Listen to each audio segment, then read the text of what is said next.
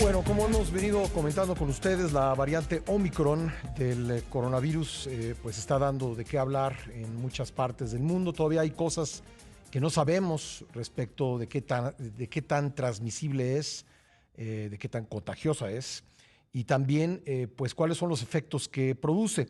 Pero pues en un intento de entender más, vamos a platicar con la doctora Gosia Gasperowicz de la Universidad de Calgary en Canadá, quien nos acompaña en el programa por audio y video. Doctor, how are you? Thank you for taking this call. Hi, how are you? I'm good, thank you. Good afternoon. Nice talking to you. Well, what do we know so far about Omicron?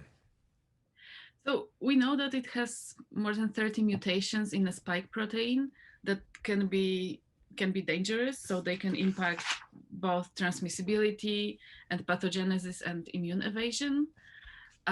So that's just theoretically on the basis of where the mutations are placed. We know that it's, at least from South Africa. In South Africa, it transmits faster than Delta. And also what is known is that it's just a recent preprint showing that it can evade immune response from previous infection. Bueno, me dice la doctora Gasperowicz que lo que se sabe de Omicron es que tiene 30 mutaciones en la proteína de espiga, lo cual la vuelve peligrosa. El hecho de dónde están estas mutaciones es lo que tiene más preocupados a los científicos. Y en el caso de Sudáfrica se está demostrando que se transmite más rápido que Delta y de acuerdo con resultados preliminares se sabe que evade o tiene la capacidad de evadir la respuesta inmune natural del cuerpo y de las propias vacunas. How fast is it transmitted in South Africa, doctor? Could you give us an idea of what is going on over there? So now it doubles the cases are doubling every three and a bit days, so between 3 and 4 days. And for comparison, during the previous wave, during Delta wave, the cases were doubling every 12 to 14 days. So it's much faster. Also, hospitalizations are increasing much faster than in previous waves, and case positivity rate is increasing too, much faster. Bueno, nos dice la doctora Gasperowicz a mi pregunta de qué está pasando en Sudáfrica con esta variante. Nos dice que el número de casos en Sudáfrica se está duplicando cada 3 a 4 días, cuando que con la variante Delta esta duplicación ocurría entre 12 y 14 días. Nos dice que también están subiendo las hospitalizaciones y la positividad allá en Sudáfrica. Could you give us an idea of how much the hospitalizations are increasing in South Africa or other countries with this variant, Omicron, doctor? So in South Africa, they are really increasing quite fast. Recently, the South African scientists shared their weekly cases in hospitals with our world in data.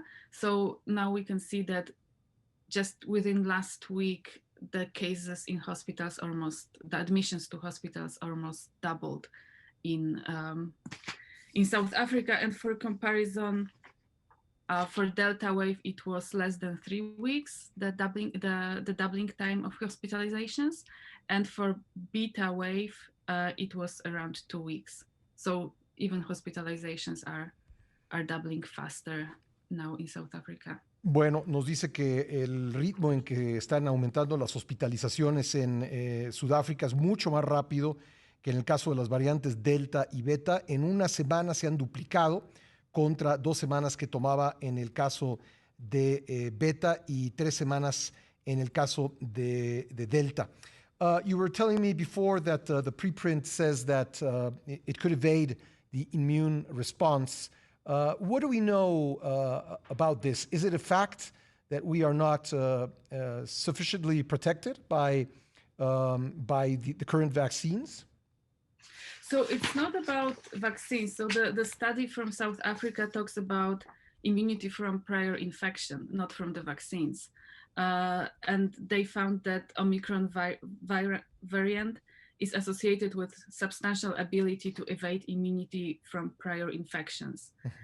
They found non-population-wide epidemiological evidence of immune escape associated with beta or delta variants from like prior infection, but they didn't study how and if it can evade the immunity from vaccination. It's possibility that it can evade, but it's not known yet. Bueno, me dice la doctora Gasperowicz que en el caso de Sudáfrica, estudios preliminares están mostrando que puede evadir la respuesta inmune de previas infecciones, es decir, alguien que ha estado enfermo de COVID o es tratado con un plasma convaleciente, pues no está tan protegido contra esta variante como lo estaba contra beta y delta. Sobre el caso de las vacunas, dice que esto todavía se está estudiando, que no hay todavía información definitiva de qué tanto estamos protegidos con las actuales vacunas. What does I would like, yes, sorry, please I would tell like me. to add to it that it's not 100% evasion. It's partial evasion. So it has higher possibility to evade the immune response acquired by prior infection, but not fully. So it's also somehow like just that it's partial evasion. Yes, doctor, please let me give breaking news that has to do with our conversation. The first case of Omicron has been confirmed a few minutes ago in Mexico. So I'm going to give this information in Spanish, if I may.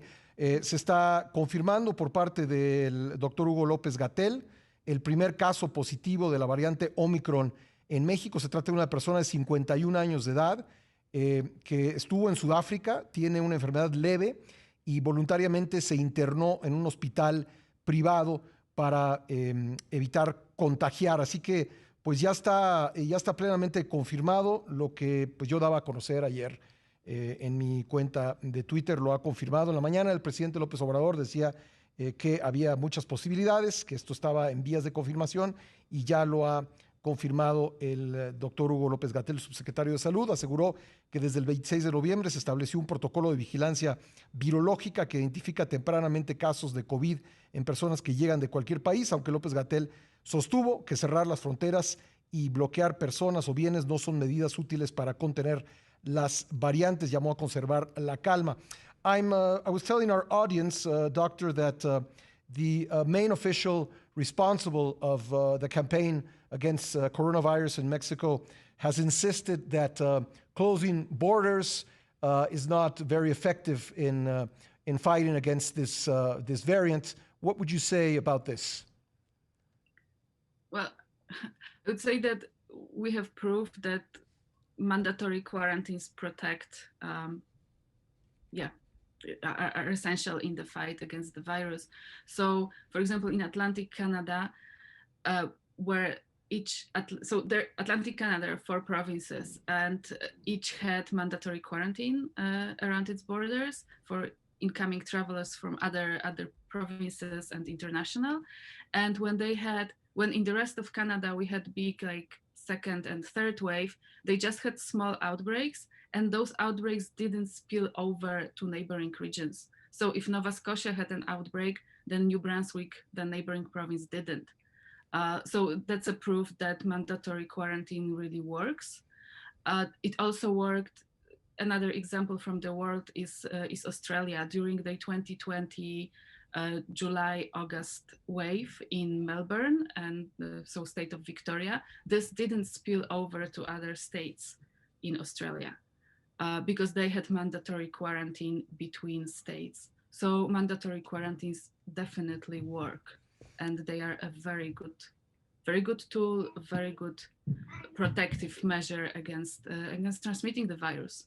And also important thing is that even if we have several importations of new variant, not all of them will start the outbreaks. And sometimes they start the outbreaks and outbreaks will fizzle out. But the more we import, the more chances is that we will end up with the wave. So quarantines are really, really, really important to prevent importations and more importations. Me dice la doctora Gosia Gasperowicz de la Universidad de Calgary en Canadá que, a diferencia de lo que dice Hugo López-Gatell, ella piensa que las cuarentenas sí funcionan, que está demostrado en el caso de Canadá, en sus provincias atlánticas, que esto evitó que infecciones en una provincia pasaran a otras. Me dice que también en Australia se hizo lo mismo entre julio y agosto de 2020, y dice que mientras menos casos importemos de otras partes, pues menos se expande el coronavirus a través de sus diferentes variantes. Doctor, it's been a real pleasure talking to you. I know we don't know too much about Omicron yet, but I'm sure that in the following days we will have much more to talk about, and I hope you can be with us again in the program. Yeah, thank you very much for inviting me. Gracias a la doctora Gosia Gasperowicz, bióloga de la Universidad de Calgary en Canadá.